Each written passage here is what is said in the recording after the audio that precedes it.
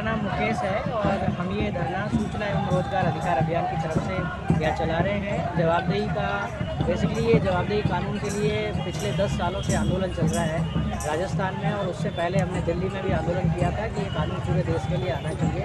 हम चाहते हैं कि बहुत सारे लोग हैं छोटी छोटी समस्याओं को लेके एक दफ्तर से दूसरे दफ्तर में और सचिव से लगा करके प्रधानमंत्री राष्ट्रपति तक अपना आवेदन देते हैं, एप्लीकेशन भेजते हैं, उनके काम नहीं होते हैं। तो हमारा मानना ये है कि ऐसी एक व्यवस्था बननी चाहिए कि हर व्यक्ति के जॉब चार्ट बने और जॉब चार्ट में भी निश्चित समय सीमा निर्धारित हो। उस निश्चित समय सीमा में यदि काम नहीं पूरा हो रहा है तो उनके ऊपर जुर्माना लगाने का, पेनल्टी लगाने का, और इसके साथ साथ जिन लोगों के काम नहीं हो रहा है उनको कुछ मुआवजा मिलने का प्रावधान होना चाहिए। उसके लिए हम बैठे हैं और उसका 5 मुख्य चीज़ें हैं। हम चाहते हैं कि हर ग्राम पंचायत में और शहरी क्षेत्र में हर वार्ड में एक सूचना सहायता केंद्र हो जहां लोगों को सूचनाएं मिले।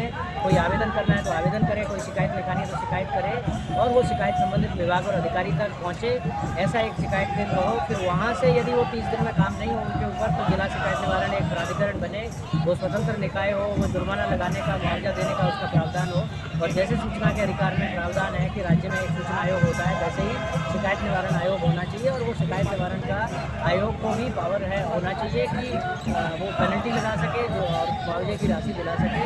तो इसलिए हम ये पूरा एक आंदोलन काफ़ी लंबे समय से कर रहे हैं। अभी यहाँ 22 फरवरी से बैठे हैं। मुख्यमंत्री जी ने 2019 में जवाबदेही कानून लाने की बजट में घोषणा की थी। अभी वापस राइट टू सर्विस गारंटी और अकाउंटेबिलिटी एक्ट लाने की घोषणा की है। घोषणा तो स्वागत योग्य है। हम इंतजार कर रहे हैं पिछले 3 सालों से भी कि वो घोषणा कब पूरी होगी। इसलिए जब तक विधानसभा का सत्र है तब तक हम यहाँ हैं, अनिश्चितकाल के लिए बैठे हुए हैं। और यहाँ बेसिकली वही लोग आ रहे हैं जिनकी कुछ ना कुछ समस्या है। बिना समस्या वाला कोई एक व्यक्ति नहीं है। जब लोग आप लोग कहाँ से आए हुए हैं? हाँ, अभी यहाँ धरने में 23 जिलों के लोग बैठे हुए हैं। हर लोग अपना समय दे रहे हैं। कोई 5 दिन के लिए आ रहा है, कोई 7 दिन के लिए आ रहा है।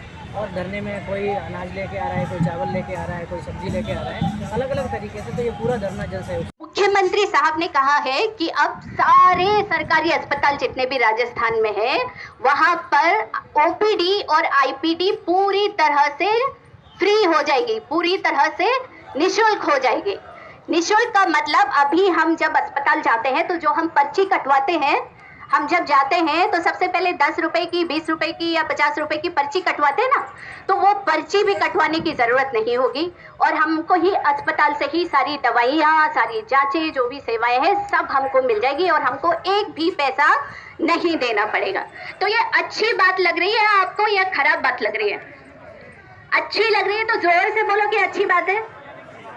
अच्छी बात है, हाँ, कि हमको सब कुछ फ्री में मिले, हमारी जेब से कुछ भी खर्चा ना हो, तो ये तो अच्छी बात है।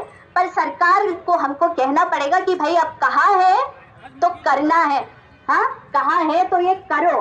अभी आप अस्पताल जाएंगे तो आपको अभी भी पर्ची कटवानी पड़ रही है, तो सरकार हमें बताए कि भाई ये जो आप नियम कह रहे हो, ये जो बात आपने कही है, ये आप कब से लागू करने वाले हो, किस प्रकार से लागू होगी, ये हमको बताए। तो खैर, ये एक अच्छा अनाउंसमेंट था, एक अच्छी घोषणा थी जिसका हम स्वागत करते हैं।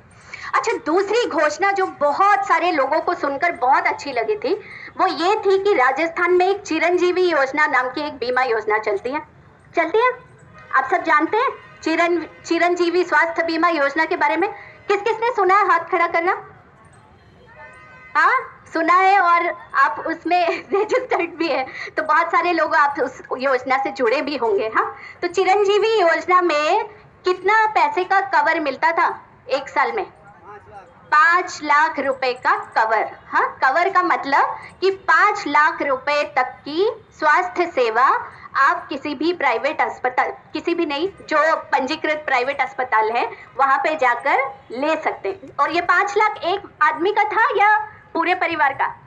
पूरे परिवार का। हाँ, तो 5 लाख पूरे परिवार का और 1 साल का।